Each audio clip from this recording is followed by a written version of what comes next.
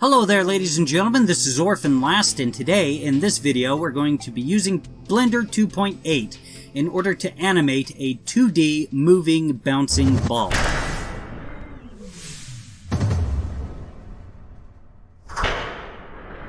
Okay, so let's go ahead and get into this. Now, there's a lot of features inside of Blender. And in fact, there's so many features that are so cool inside of Blender that they get so complicated that they could just become a process where it's the equivalent of you trying to swallow an entire elephant and it could burn you out. This video is going to just keep covering the basics and such like that. Furthermore, I'd like to actually illustrate a point a little bit harder. The 51 animation challenges are not really quite tutorials. I mean, I know how to make a moving bouncing ball in a true 2D fashion inside of Blender, and I'm going to show you that inside of this video. But the 51 animation challenges are just me doing animation challenges that professionals recommend, and I'm learning both about animation and how to animate inside of Blender. And as I learn more and more, I will be releasing official tutorials. Okay, so the first thing that I kind of want to talk about real quick are a few things here. Okay, so if I pull out my brush here and I start drawing, you'll notice it's not a true black. But one thing that you'll notice is if you draw lightly, it's kind of like a pencil. The opacity goes down. There is some benefits to that. So if you're drawing out kind of like your breakdowns and such like that, but ultimately when you want to kind of clean up your image a little bit, you might want to dial up the strength up here, and that'll be able to make it so that your lines are 100% black, and that's pretty handy. Also, with any tool inside of the draw menu, you can press F, and basically you click F on your keyboard. You press F on your keyboard and you click, and you wind up with a much larger brush size. So that's pretty handy. So pressing F will make your brush size larger. Here's something that's also interesting. If you press Shift F, you can go ahead and change its strength. Okay, so it seems like full strength would be closest to the center. So yeah, that's kind of interesting. So let me just Control Z all of this stuff, or just go into edit mode. That sounds good. Select all of this, press delete and dissolve. That'll delete objects from your scene. Let me go back into draw mode. Okay. So the next thing that I kind of want to talk about is the layers panel, okay? Now, if you hover your mouse on any of these tabs here, in this case, you'll see context, object data, okay? You put it on something else. This one it says context object, okay? I don't know why it says context. Basically,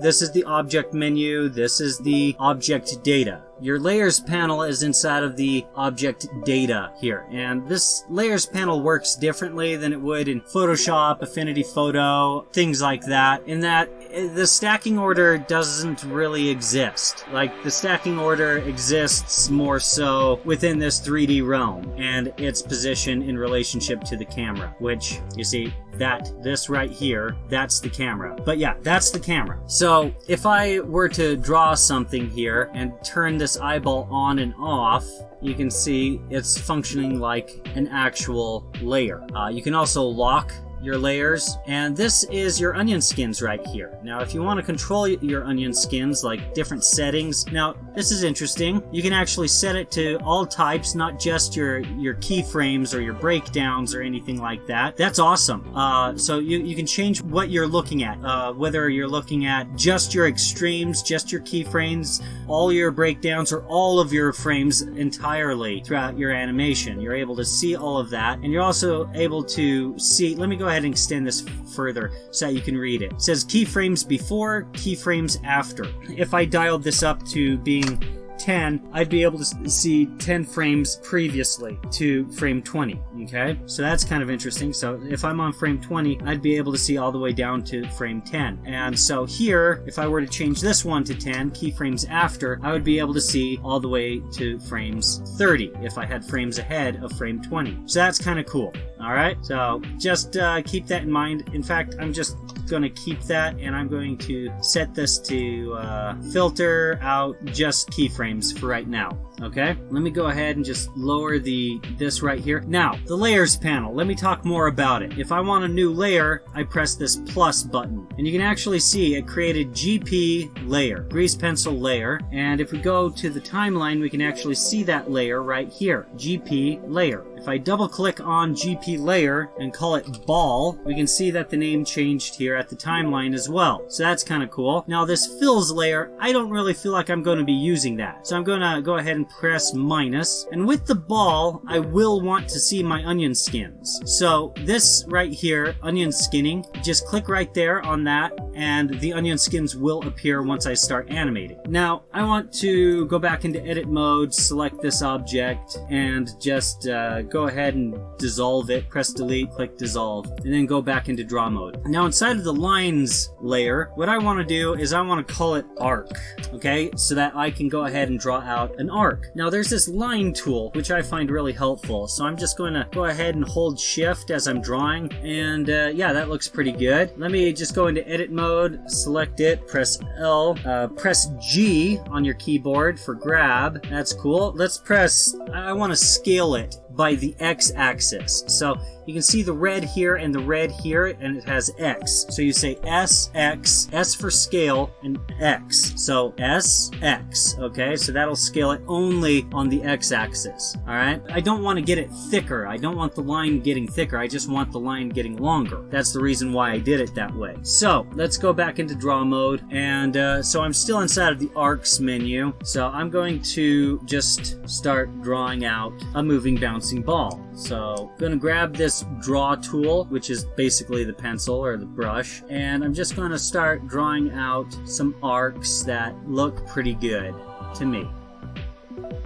Okay, so I've gone ahead and drawn out my arcs, and so I'm going to lock, well, actually, no. Maybe I might want, so like I said, this is going to be a true 2D animation, but there are creative things that you can do with this. Let me just kind of run you through some of the interesting ideas that you can do before I go about animating the ball. Okay, if I go into edit mode, and I just press A to select all, so let me go R for rotate, and then press Z in order to constrain the rotation just to the Z-axis. So if I use my numpad and press 90, that put it at a 90-degree angle. So I can press G to grab it and move it over here. So I could animate the ball as if it's going away from us, or I could literally animate the ball going away from us. It takes longer to animate it going away from us. I actually tried recording a video where it was going away from us literally, but the program crashed. So that was really disappointing. But I'm not going to get into that. Now, there's a number of ways that you can do this. You can use a bezier curve, or you could just do things kind of frame by frame, or you could do things with interpolation. But inside of this video, I just want to animate a ball going across the screen, a moving, bouncing ball in true 2D.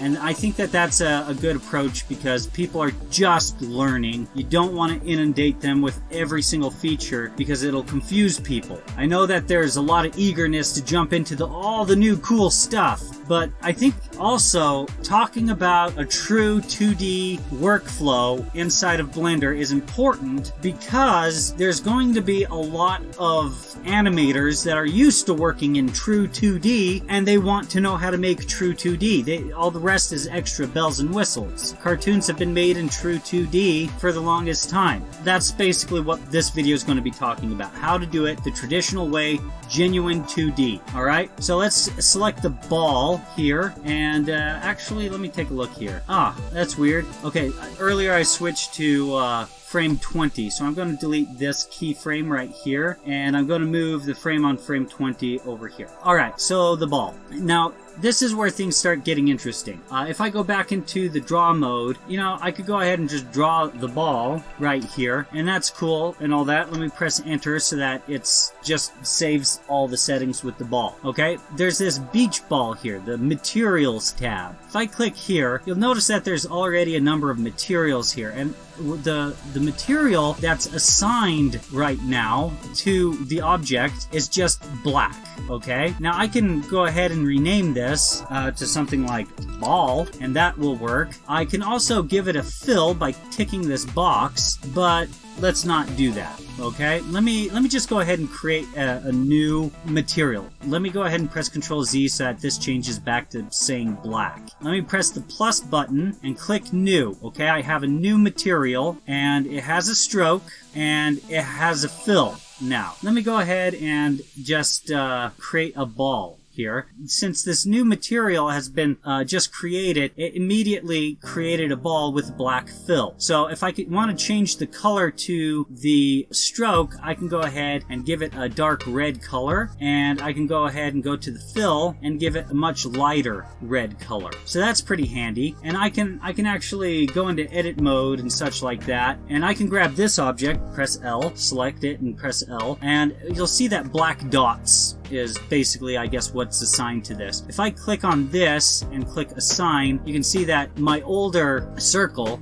my older ball, just changed materials, which is kind of cool. Also, here's something that's kind of cool. Let me just select this again, press L and delete it, dissolve. Okay, let me go into draw mode. If I pull out the brush and start drawing, the fill is automatically generated. So this opens up a huge amount of opportunities so that people, after they've gone ahead and cleaned up their animation, they can go ahead and select the lines that they want to have a fill for and just give it a fill inside of this materials tab. So, you know, the layers panel, it's on the object data tab, and, you know, your materials, your brushes, your styles, if you've used OpenTunes, these are your styles, okay? These are your colors. This is all of that. Awesome. This is awesome. I'm a real big fan of this. So, yeah, the squiggly do, layers panel, beach ball, that's your styles, basically. So, let me go ahead and just press Control Z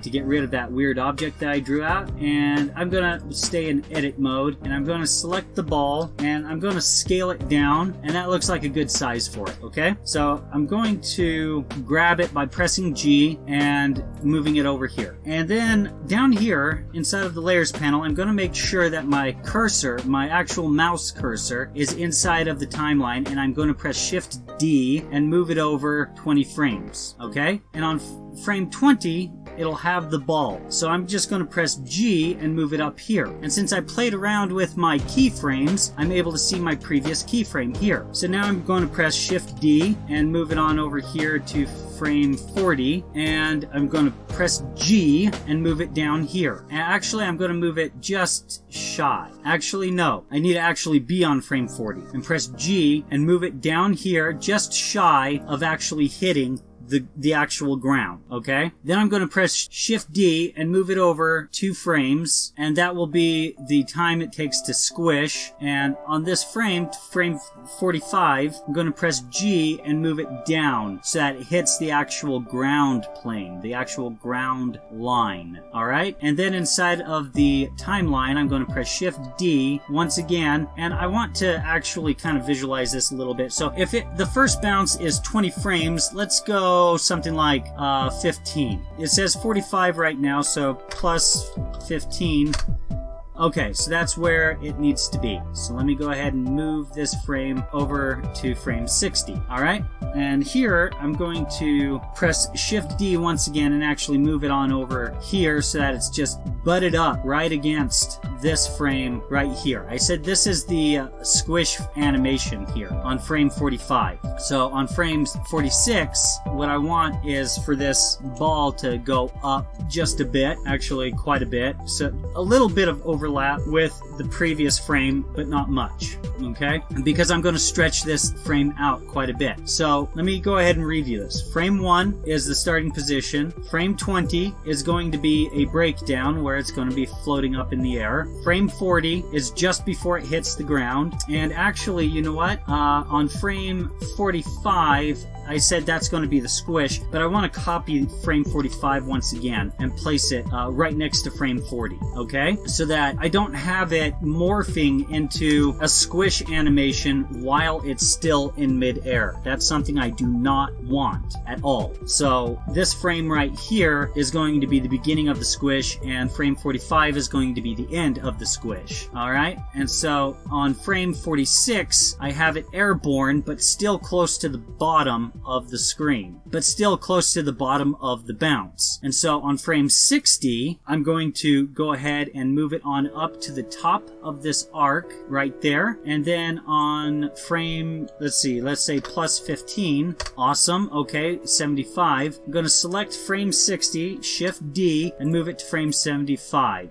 And then I'm going to go ahead and grab it and move it just shy of hitting the ground. And then I'm going to press Shift D and move on a frame right next to it. Press G and move it to the bottom where it collides with the ground. Shift D, move over a few frames. Let's see, about 3 frames, I think. Okay, so, that's interesting. Let me actually grab all of these frames. I'm just kind of thinking this over because I have one heck of a squish animation going on here. So I'm going to select all of these frames all the way from close to 80 all the way to 45. I'm just going to press G while my cursor is inside of the timeline to grab them. And let's see, 1, 2, yeah, 2 in-betweens for the squish animation here. Sounds great to me. So let's see, 1, 2, let's see. Okay, so everything's looking good. I hope this is making sense. I'll go ahead and review over this once again pretty soon here. Okay, so I'm going to Shift D once again, move it to the frame after, frame 78, go to frame 79, grab it, move it up a bit, actually quite a bit. It's going to have a little bit of a blur, actually a little bit less of a blur, or stretch rather. And then I'm just going to press Shift D, and you know what? I don't know what frame I want this on. I want this to be a 10 frame bounce. So let's see, or at least 10 frames for it to go up. No, actually, let's go 9 frames for it to go up. Okay, alright, so I'm going to now move that duplicated frame here over here and grab it and move it to the top, and then I'm going to press Shift D and move it over. Let me go ahead. I think I said that was 5 frames. Let's see. No, it was 9 frames. So on frame 88, I go plus 9. Okay, so I just need to move this keyframe over here, grab it, and move it just shy of hitting the ground. Press Shift D, move it over, and grab it, and have it hit the ground. Press Shift D, move over, I'd say only a few frames. I like less than, let's see, I think 1 in between frame is all that's needed for this particular squish, because it's going to be a less and less dramatic squish because the G-forces of the ball, boom, is going to be less for each bounce. Okay, so I need to grab this on frame 98 and have it hit the ground. And actually, I'm going to delete this frame because it's still airborne. So I'm going to grab the frame now that I have it on the ground and press Shift D, and that looks good. And then go to the frame after it, press Shift D, and boom. Okay, so 9 frames, 9 frames. I'm going to say 3 frames. Let's go plus 3, press Shift D and move it over, grab it, move it up, plus 3, press Shift D and move the frame over and grab it, and there's not really going to be a squish animation here, really, but I do want to have another frame here. Shift D and move it over here. So this is going to be the squish right here. It's just going to be here, squish, and then it's going to be airborne again. So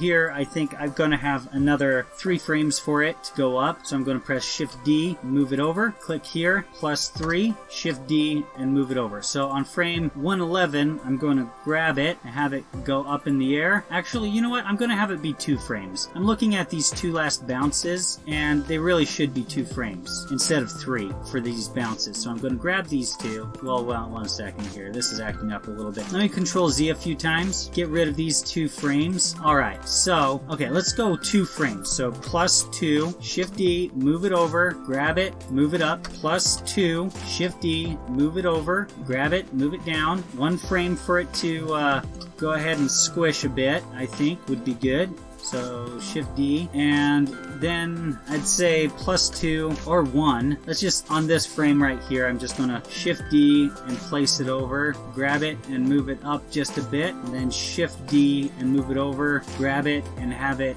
hit the ground here. And then I'm going to press Shift D and move this last frame over to 150. Frame 150, okay? And so this is going to be the ball rolling away a little bit and then slowing down. So the end of the animation is 150, so I might as well click here where it says end at the bottom right corner of the timeline and type in 150, okay? So let me go ahead and review what's on the actual timeline because I made a lot of weird decisions. This is frame 1, frame 20, frame 40, just before it hits the ground, frame 41, beginning of the squish, frame 44, the end of the squish, frame 45, the beginning of it taking flight in the air, frame 59, this is the breakdown where it reaches the highest point in the bounce, frame 74, just before it hits the ground, frame 75, the beginning of the squish, frame 78, which is the end of the squish animation, frame 79, where it begins to take flight,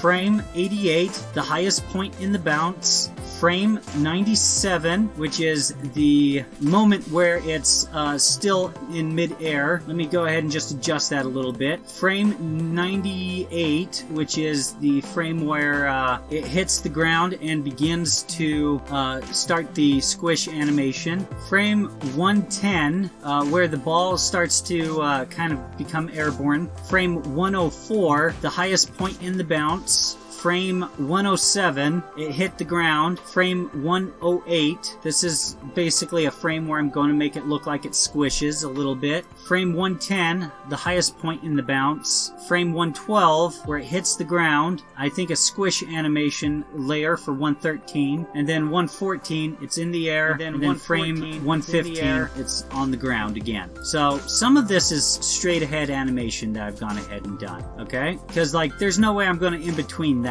That's just going to be a bounce. So let's go ahead and start interpolating this thing, okay? So I'm going to go to frame 1, the line is selected. Frame 20, the line is selected, okay? I'm going to select these two frames and interpolate a sequence, but I'm going to first tell you, select, interpolate selected strokes. Click on the type down here, and there's a lot of automatic ones, but just click custom right here. All right, so it's gonna be really fast and then it's gonna slow down around the top. So I'm just gonna go like that and click sequence. Now there is a problem here. It just does a straight animation, and I guess if I wanted to use a bezier curve, which can be pretty complex, that would actually solve the problem, but you can do this manually. It's not that big of a deal. So I'm just going to go ahead and move these frames over, and I'm going to change my onion skinning to being filtered by nothing, basically. All types. I'm going to click all types right here so I can see every frame, the spacing that's planned, and you know what? Frames after, I'm going to say 15, and frames before 15. Okay, because that just makes life easier for me. So I'm just going to move on over to the next frame and grab it and put it into position, and I can actually view my animation by holding Alt and using the scroll wheel, and I can actually see how things are looking. All right, press G and just move these frames over and try to keep the same spacing that you've already established with the interpolation, and make sure that you're flipping through your animation pretty frequently. If one frame is off, it's a lot more difficult to try and figure out which of those frames is off. When they get really congested, it's fine if you have to kind of backtrack a bit in order for you to make sure that everything is looking just right, especially if you have a whole animation all worked up. Okay, so now I'm just going to go ahead and just review the animation so far. Okay, so that'll work so far. Most of the animation is off camera, so I'm not really too concerned about it. So now I'm going to go to frame 40, make sure that the line is selected. I already know frame 20 is selected. So I'm going to select these two frames, frame 40, frame 20, and I'm going to have it speed up quite significantly. It's going to be really fast and then slow down. No, it's going to be really slow at first and then speed up. That's the way it's supposed to work. This almost looks like a bird going up in the air and then striking at something on the ground. It's kind of interesting. Okay, so let's go ahead and review the animation.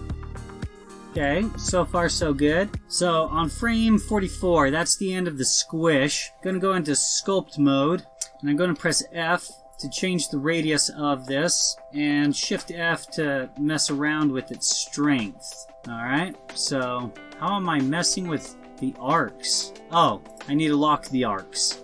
I never locked the arcs. That's weird. I forgot. I really thought that I remembered to do that. Alright, that was quick and easy. So now I'm going to animate the squish animation by going into edit mode, interpolating, and I think that it'd have a lot of force and then slow down. So sequence. So let's go ahead and review the animation. That was a convincing squish. That was really good. Let me go ahead and just kind of backtrack here. And you know what? I'm going to do my stretching animation as I move along here. This keyframe on frame 41, just before it hits the ground, I'm going to be in sculpt mode here. Let me go ahead and adjust a few of these frames here. The spacing just feels off just a little touch. Okay, so I'm going into sculpt mode. I'm just going to stretch this out, and I can see this onion skin right here, right where my mouse cursor is kind of rotating. I kind of want it to overlap with that a bit.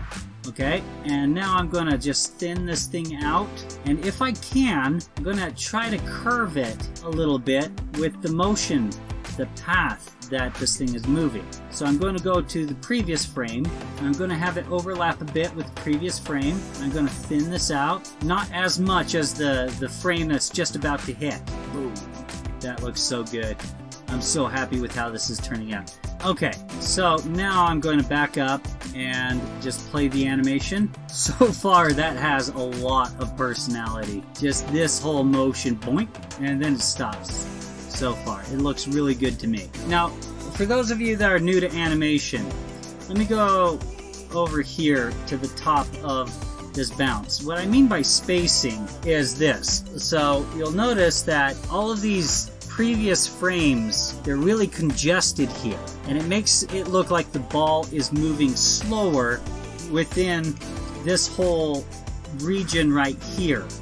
Whenever you have frames that are really close together, they start moving slower. And then once they get spaced out, that's when they're moving faster. And when they're stretching, that's pretty much a replacement for a motion blur. Okay, so now we're on frame 45. Going to make sure frame 59 is selected, the line is selected, as well as these two frames. Go into edit mode, interpolate. Oh, let me press Control Z really quick here. Yeah, it would happen really quick. However, I think it would be something more like that. Okay, so, well, that'll be good. So, sequence. Alright, so you can see the spacing is working out pretty well here. So let's go ahead and just fix the spacing so that it follows the arc by going to each frame once again and just pressing G and moving it on over, trying to preserve the spacing that the interpolation has just worked out. Okay, I like how that looks so far. However, I want to go into sculpt mode and stretch this ball out, and then move on to the next one. Stretch out this one just a bit, thin it out a bit, move on to the next one, stretch this one out even less, thin it out even less, and this one is just barely going to be influenced by the squish and stretching action. So let me go ahead and play the animation. Okay, it's looking pretty good. So now I'm going to make sure that the line on frame 74 is selected. Go to edit mode, and I'm going to select both of these frames, frames 59 and frame 74, and I am going to go ahead and interpolate it. Now it's going to start out slow and then speed up. Slow is horizontal, vertical is fast, okay? So let's go ahead and do something like that. Sequence. Alright, that's going to work out perfect. So let's see, I'm going to just go through the animation just a bit and make sure that I have the right frames set as extremes. Okay, so now I need to start playing around with the spacing a bit. Okay, so far so good. So now on frame 78, I'm going to go into sculpt mode and go ahead and squish this, but not as much as I did on frame 44. So that's going to be my point of reference on how much I don't want to mess around with it. Still want it to squish pretty good, but I don't want it to squish as much. Okay, so that looks pretty good. So I'm going to go into edit mode, select these two frames. It's going to happen quick and then slow down. So sequence, interesting. So back to sculpt mode. Okay, so I'm going to zoom out and play the animation. Okay, it's looking pretty good so far. The only thing that's driving me crazy is what's going on at the very beginning of the animation. That looks a lot better. Cool. Okay, so frame 88 and frame 79. It's airborne going to the top. Let's see. Let's go into edit mode, interpolate, sequence. All right, cool. And once again, we just grab these and move them into position. This is a really delicate process. You need to make sure that you get it just right. Alright, go back into sculpt mode, I think. Let's go ahead and stretch this sucker out. Okay, frame 97 and frame 88. Go into edit mode, interpolate. It's going to start out slow. So I put 2 of these nodes here. Let's go ahead and get rid of that by dragging it into the corner. That gets rid of nodes. So it's going to start out slow and then speed up. Sequence. Okay, so I'm going to start adding some stretch here. So sculpt mode, stretch this guy out. Okay, so frame 98, frame 100, that's the squish animation. So on frame 100, I'm going to squish it, but I'm not going to squish it as much as on frame 78. Okay, let me go ahead and select some of these keyframes and turn them into extremes. In fact, let me just grab all of these, change them to extremes here. So that just, I have that point of reference. Okay, so frame 98, and frame 100, going to grab these 2, go into edit mode, and it's going to be fast movement at first and then slow down. And so sequence, okay, well, wait a second, I shouldn't have done that. I shouldn't have done the interpolation. Alright, I need to go back here and go into sculpt mode and just kind of squish this guy. So comparatively, I would say that's a good squish in comparison to the previous. Alright, so now I'm going to select these 2 frames, go into edit mode, and interpolate the sequence. Okay, so frame 101 and frame 104, going to select these 2, and it's going to start out fast and then slow down, so sequence. Not very many frames to work with, so just going to grab this one, move it over. Alright, that looks good. Frame 104 and frame 107, going to select these 2 frames, and it's going to start out slow and then speed up. Okay, I'm just going to go into sculpt mode and ever so gently I'm going to stretch this one out just a bit and squish it in. And then this last one, before it hits the ground, I'm going to just stretch this out ever so slightly and squish it in just a bit. Then it hits the ground. So when it hits the ground is 107. 108 is the squish. So I'm just going to squish it just a tiny bit and go into edit mode and just grab it and move it down just a tiny hair. And I'm finding I need a new frame. So I'm going to select frame 107, shift D it and over. Oh wow, that's weird. Okay, so frame 110. I'm going to shift D on 110, shift D, and move it over. And I'm going to press R and change it to a breakdown. And move it in between these 2 positions. Okay, that's cool. So frame 110, frame 112, I'm just going to select these 2, and it would start out fast and then slow down, but it doesn't really matter what the spacing is really here because it's just 1 frame in between the 2 here. But I do want to grab it and go like that. Okay, so the rest is like just on ones. I just animated things real quick. And then frame 115, I believe, all the way to frame 150, I'm going to just select these 2 frames and I'm going to have it move fast and then slow down and sequence it.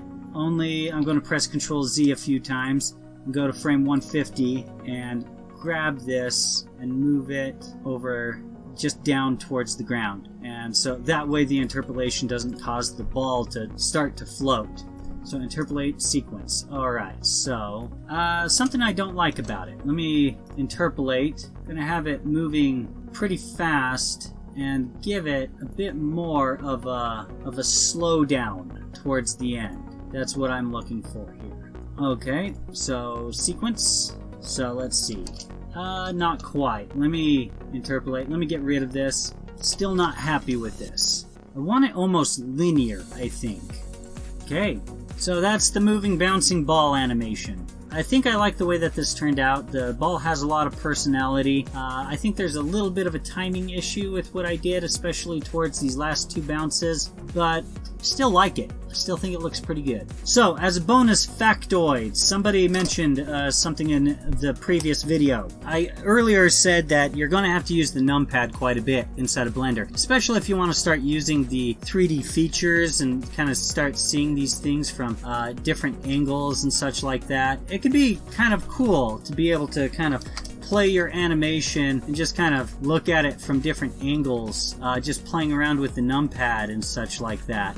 But if you don't have a numpad, this is what you do. You go Edit, Preferences, go to Input. Right here, you're by default going to be at Interface. Go to Input, Emulate Numpad, tick that. Okay, and that'll make it so that the 1, 2, 3 buttons, you know, all the way up to 0, work on the QWERTY keyboard if you have a laptop. Also, you can just quickly flip to these different angles just by clicking on these little doodahs here, which is kind of cool.